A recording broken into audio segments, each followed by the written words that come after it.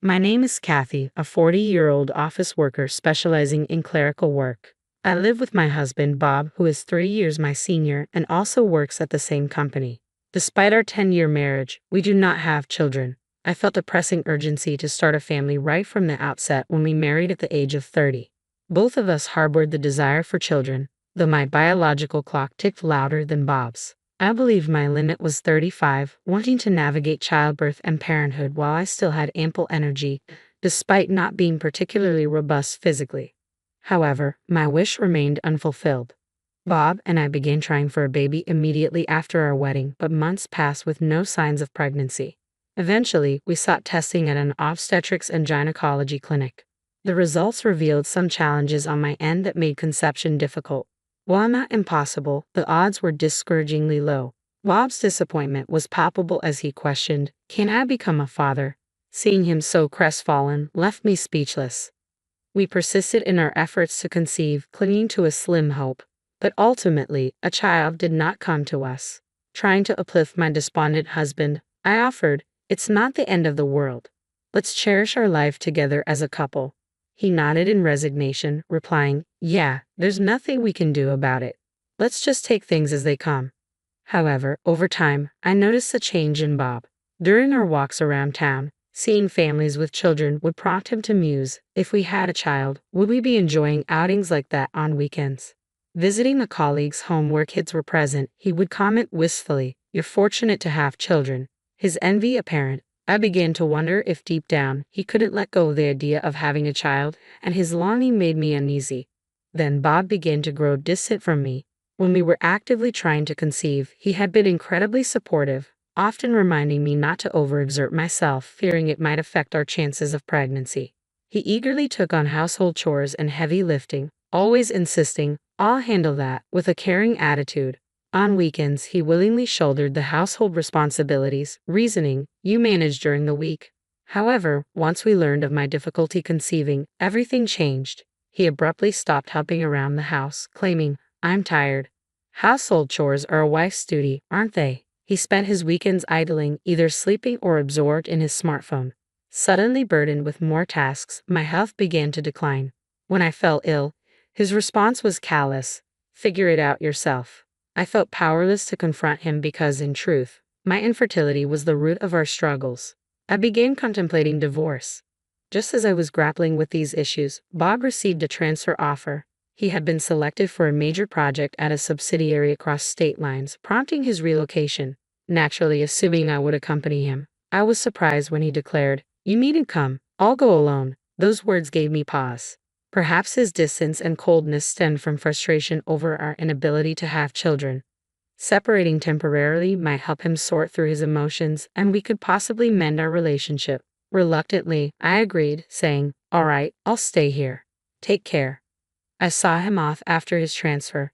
He returned home only about once a month, often leaving again soon after. While this became routine, I cherished those brief visits, believing that if he truly disliked me, he wouldn't bother to return. As time passed, Bob gradually began to change. Initially unchanged, he eventually softened. He started bringing me gifts, saying, "I picked this up for you. Enjoy." Despite his limited time, he accompanied me on shopping trips and checked in on me, asking, "Are you all right? Is something bothering you?" I began to believe he was reverting to his former caring self. Initially slated for a 1-year assignment, Bob ended up staying for 2 years due to project delays. By the second year, he ceased mentioning our inability to have children. When we encountered families with children, he no longer expressed bitterness but instead remarked, "We couldn't have children together, but I've made peace with it." I felt a wave of relief knowing he had come to terms with our situation. 2 years later, he completed his work assignment and returned home to me.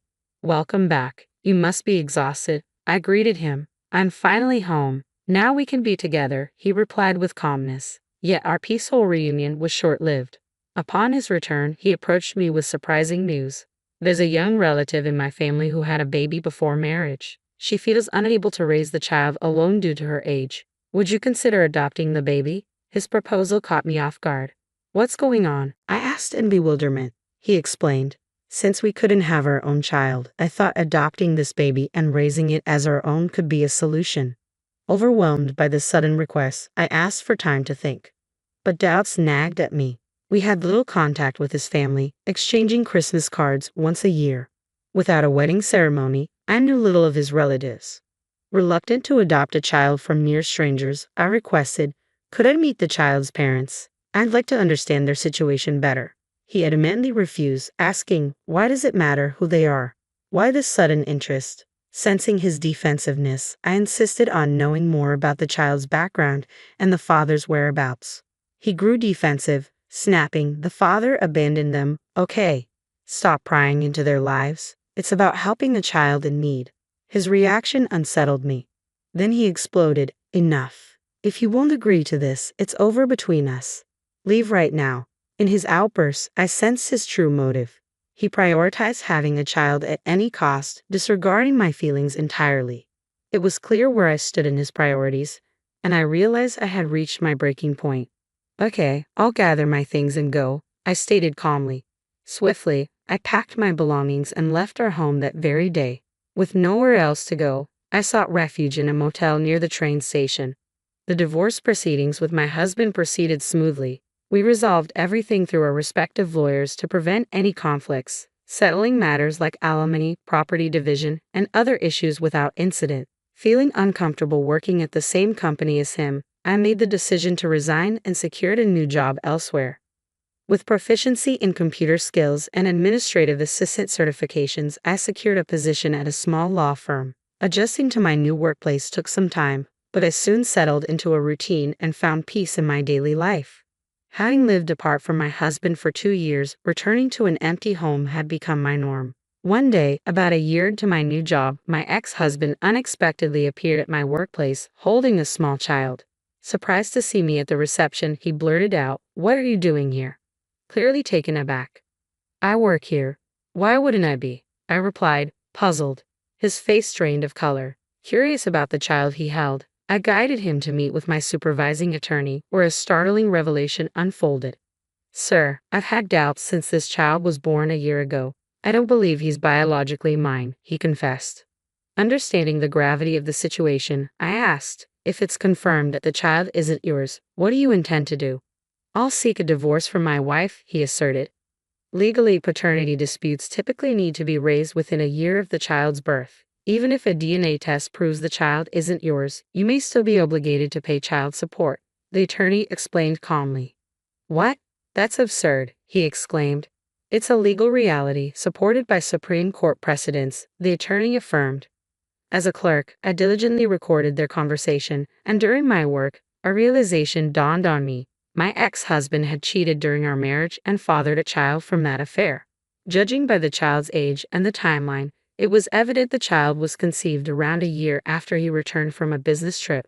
His uncharacteristic kindness towards me since that time suddenly made sense. I suspected it was guilt-driven. It seemed his current wife was a younger colleague from his workplace. Each time he spoke, his gaze towards me betrayed a hint of pallor, understandably so, as his former wife, with whom he attempted to leave for the child born of his affair, was now right before him. In the end, he conceded, "Fine, I'll undergo a DNA test first and then reconsider." With those words, he left, visibly crestfallen. Later that day, I confided in my lawyer, Mr. Williams, about the return of my ex-husband and our past divorce. Mr. Williams seemed taken aback and inquired, "Did you know you can claim alimony due to infidelity within 2 years of discovery? What are your intentions?"